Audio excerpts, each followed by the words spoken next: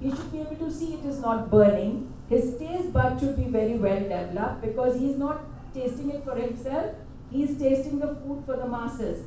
So his taste bud should be very well developed. His sense of smell should be very well developed. All these factors are very important for any cook to have them in it.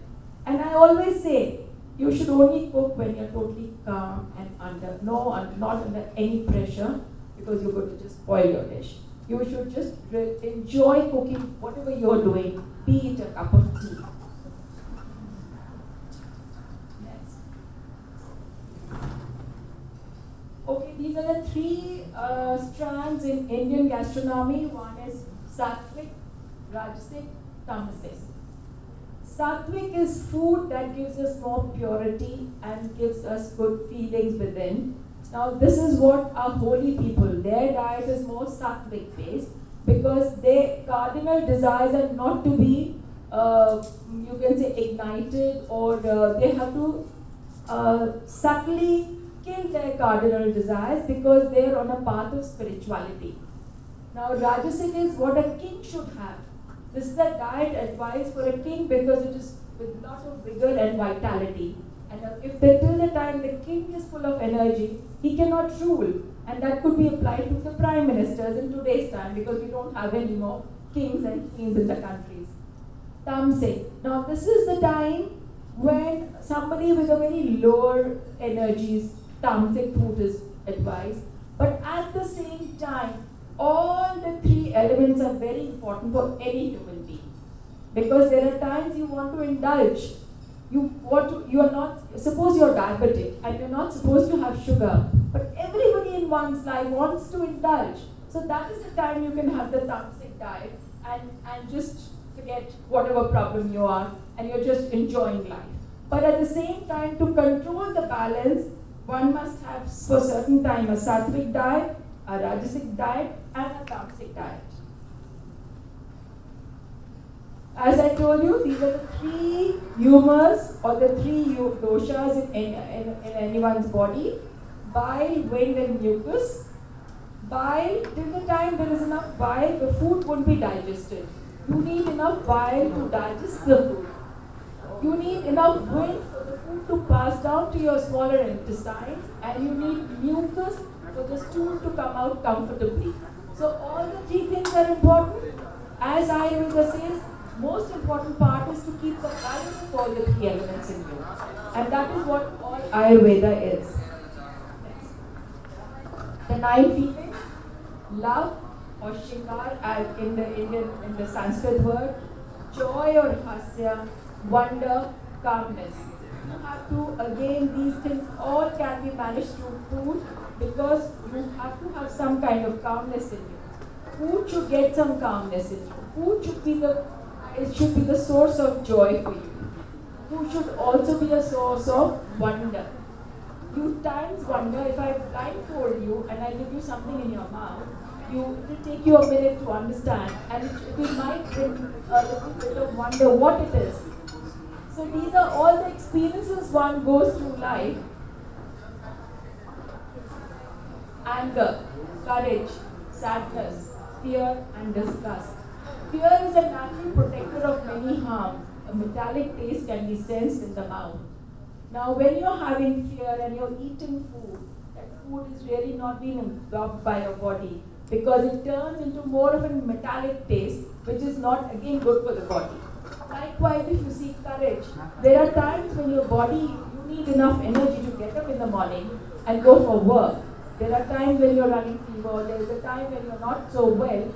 You need food as per the time and as per your state of the body.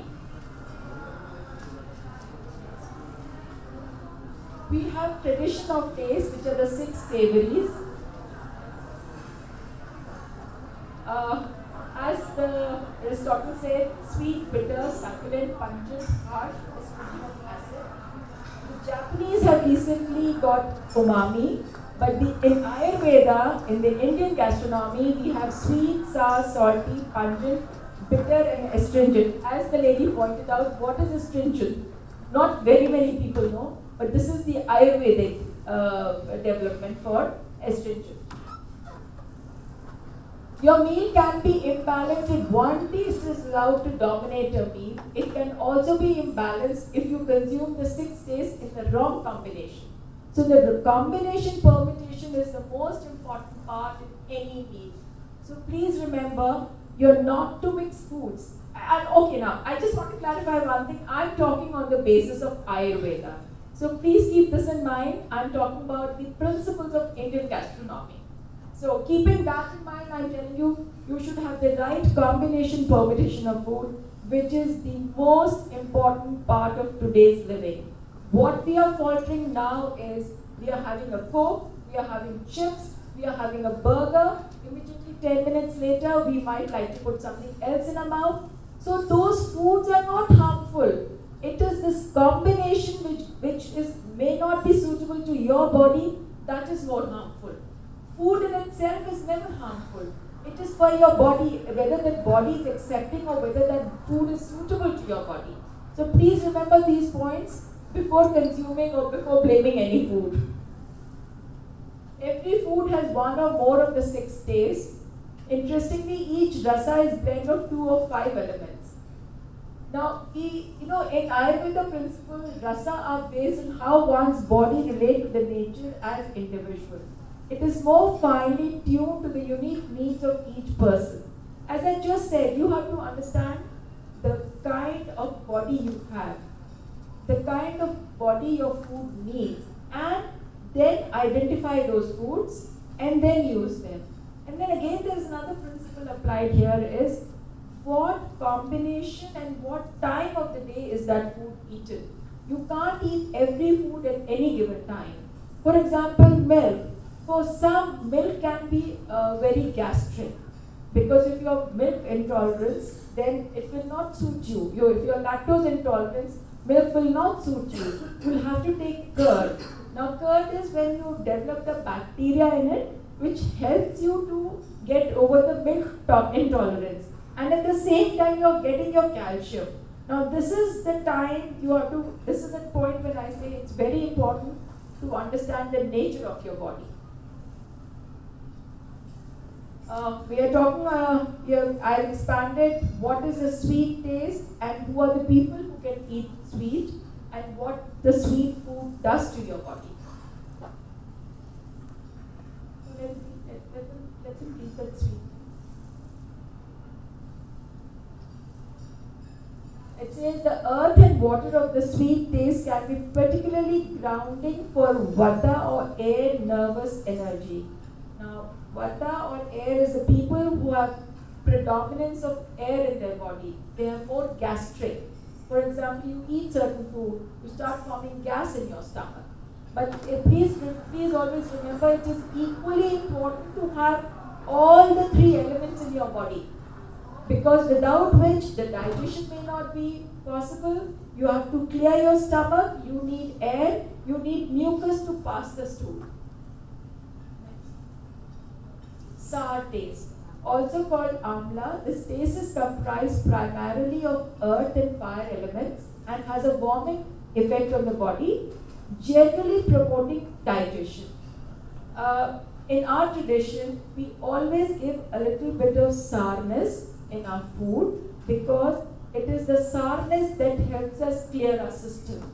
There are enzymes in the sour food which clears up your system in terms, it clears all the fiber from the large and the small intestines and makes your food go down. The undigested food is passed on much easily through your rectum in case you have a little bit of sour food or incorporate some sourness in your regular food.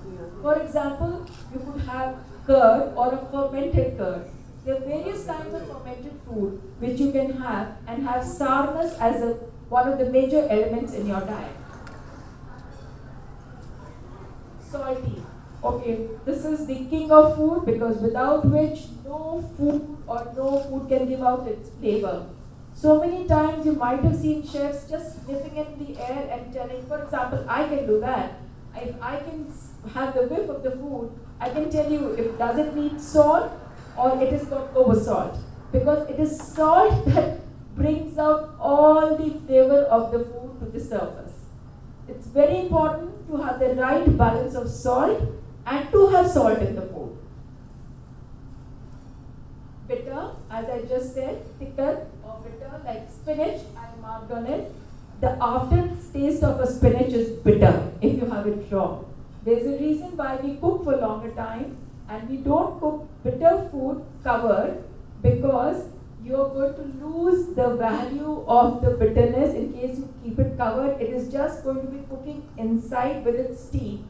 So it's very important whenever you're cooking any bitter food to remove the lid. You are removing only the bitterness and not the enzyme. It's the other way. If you cook bitter food covered, you're losing the enzyme and not the bitterness. Pungent. Now, pungent, as very many people say, what is pungency? It is just not in chilies, it is even in garlic. You just put a small pearl of garlic in your mouth and see the effect. Your mouth will have a mouthful of pungency. You're not able to know whether it is black pepper or it is the effect of the garlic. So that is the pungency. That is why we use pungency in very low quantity. Garlic is just used maybe 4 to 5 pearls in a kilo of potatoes. It's just because you need pungency, but to maintain the pungency is the most important thing. Astringent. Now, astringent, I have written something like pomegranates, asparagus, green beans, chickpeas, turmeric. Here, when I say turmeric here is raw, the fresh turmeric. Because in India, we use a lot of fresh turmeric, which is very good for the body. Astringent taste also helps stop bleeding by constructing blood vessels and promoting clotting. See now, as the subject is food is your cure, you can control 90% of your problems through food if only you are able to understand what food are and what are the different values of food in your daily routine. You can plan your diet, you can plan your menu as per your problems if you understand the basic nature of the vegetables. Next. All senses lie in the taste. This is a very interesting thing. Why? Because without taste, food is useless to the body. It is utmost important for the food to suit your body. You will only enjoy the food if it is tasty. Until such time you don't enjoy the food, that food is a sheer waste. You're just going to pass down and without absorbing the goodness and the qualities of food. So it's very important to understand the taste and to know what taste is all about. Now this is a very important thing because it is giving you a clear picture. What is taste? What is tradition of taste? It is imperative to include a balanced portion of all 6 tastes while creating a meal. While planning a menu, you have to understand what are the tastes and